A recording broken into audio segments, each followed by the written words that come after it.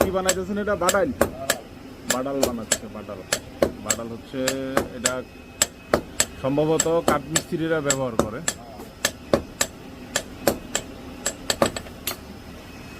এই যে এই স্ক্র্যাপ থেকে আর বানানো হচ্ছে বাডাল।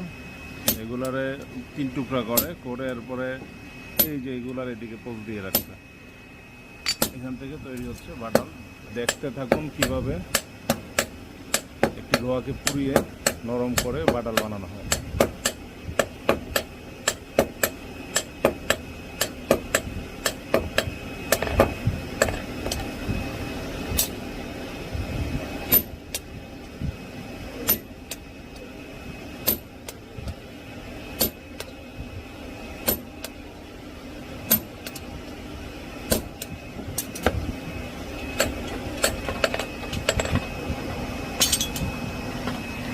একটা ধাপের কাজ শেষ করলো। এই যে এইগুলা হচ্ছে ফাইনালি বাডাল।